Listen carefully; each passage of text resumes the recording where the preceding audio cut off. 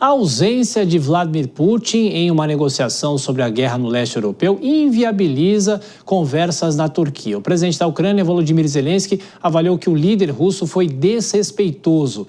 E quem analisa esse cenário agora aqui no Jornal Jovem Pan é o professor de Relações Internacionais da ESPM, Gunter Rudzi. Tudo bem, professor? Mais uma vez, muito bom receber o senhor aqui na Jovem Pan. Como vai? Boa noite.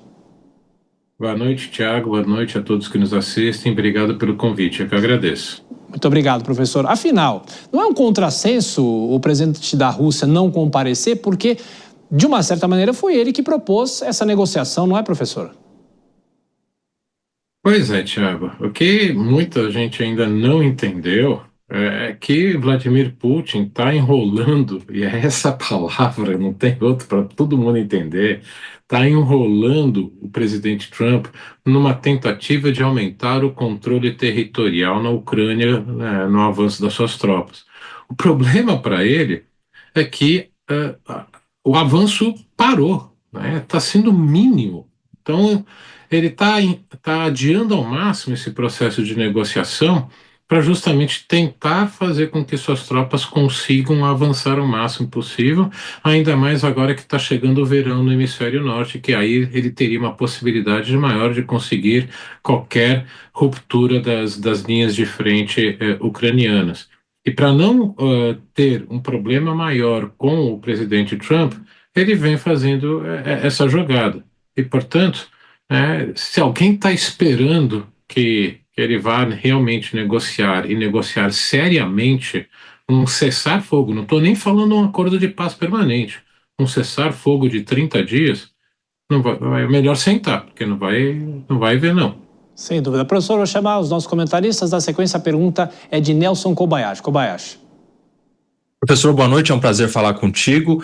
Essa questão tem repercutido muito aí nos últimos dias diante de uma nova fase dessa negociação toda e que tem gerado, de fato, um grande descrédito pelas idas e vindas todas. O que faz deste momento diferente daqueles outros tantos que a gente viu recentemente de cessar-fogo, de agora há uma solução, de que agora há um acordo? O que faz desse momento algo diferente das vezes anteriores? Bom, o que a gente tem é um presidente Trump que voltou ao poder e voltou prometendo que acabaria com essa guerra em 24 horas ou até mesmo antes dele tomar posse, e que está aprendendo aos poucos que lidar com Vladimir Putin não é tão fácil quanto ele imaginava. Portanto, para ele também, esse presidente Trump, aceitar e admitir e criar uma nova narrativa de que ele não está conseguindo o que ele prometeu, é um pouco difícil. Mas agora você tem um presidente que está disposto a tentar mesmo, no mínimo, um cessar-fogo, até para ele ter algum prêmio para apresentar para os seus eleitores. Diferentemente do presidente Biden, que queria manter essa guerra em andamento para justamente desgastar militarmente e politicamente e economicamente a Rússia. Isso é que diferenciou dos últimos anos. Professor, a pergunta agora é de Cristiano Vilela aqui nos nossos estúdios. Vilela.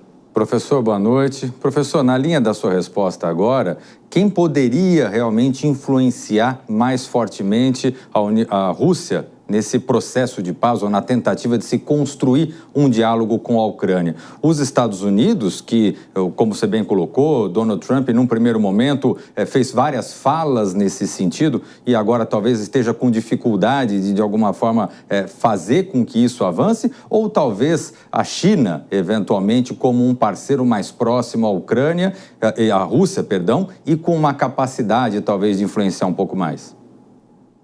Sem dúvida alguma, quem tem maior instrumento, né, ou vários instrumentos para conseguir acabar essa guerra seria a China. Só que, como o presidente Xi Jinping deixou bem claro na sua visita também a Moscou para a celebração dos 80 anos do fim da Segunda Guerra Mundial, ele reiterou a parceria sem limites com a Rússia. Portanto, não há nenhum interesse do governo chinês em forçar Vladimir Putin a uma negociação. Até mesmo porque isso interessa à China. Porque antes da guerra, a parceria entre os dois governos era de uma quase igualdade. Hoje, a Rússia é um parceiro júnior nessa relação com a China. Portanto, Xi Jinping tem os instrumentos, principalmente os instrumentos econômicos e até mesmo tecnológicos, porque é via China que muitos microchips estão chegando à Rússia para ela continuar na produção, principalmente dos seus mísseis e drones, mas não há esse interesse por parte do governo chinês. O outro, como eu falei, é o governo americano e é o Donald Trump, principalmente se ele impuser as sanções de segunda linha. O que é isso? Você impor sanções em empresas que fazem negócios indiretamente com a Rússia. E aí isso pegaria fundamentalmente empresas chinesas, até mesmo empresas indianas, algumas de outros países. Isso chegaria inclusive aqui no Brasil. Não podemos esquecer que nós compramos, né, diesel e fertilizantes. Então, o governo americano, se ele impuser realmente essas novas camadas de sanções, isso prejudicaria e bastante a economia russa, o que deixaria o presidente Putin numa situação bastante delicada. Mas isso tem um custo também, né, de Trump admitir que ele não está conseguindo entregar aquilo que ele tanto defendeu que entregaria e tão rapidamente. Professor, eu queria te fazer uma pergunta sobre o governo brasileiro, a postura do presidente Lula. Nessa semana, na viagem à Ásia, principalmente, ele chegou a fazer um pronunciamento, entre aspas, público, cobrando, talvez, ou pedindo para que o presidente russo estivesse nesse encontro na Turquia, mas isso não aconteceu. É mais retórica do governo brasileiro, porque o governo não tem esse protagonismo internacional, talvez, de outros tempos, ou é algo que é praticamente impossível, não tem como se convencer, não tem como se intervir numa questão como essa, muito delicada, professor? Tiago, como a gente está conversando aqui, se nem o presidente Donald Trump dos Estados Unidos, a maior potência do mundo, que tem todos os recursos militares e econômicos para fazer isso, não está conseguindo, será que o governo brasileiro, que não consegue nem influenciar os governos vizinhos aqui da região, vai conseguir mudar a postura do presidente Putin?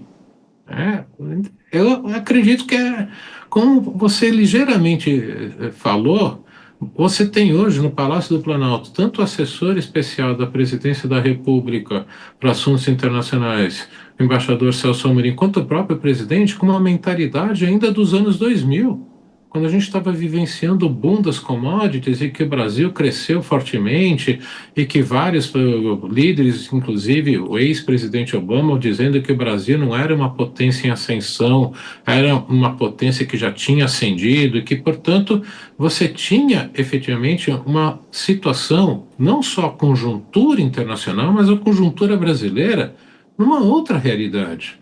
Hoje é completamente diferente. Portanto, esse é um exemplo clássico de que quando a realidade muda, mas a sua mentalidade não muda, as suas decisões vão dar totalmente erradas. Por isso que não tinha como o presidente Lula conseguir interferir nessa guerra. Professor Gunther Huzet, de Relações Internacionais da ESPM, mais uma vez obrigado pelas análises aqui na Jovem Pan, professor. Bom descanso, a gente volta a se falar mais vezes. Até já. Eu que agradeço, boa noite a todos.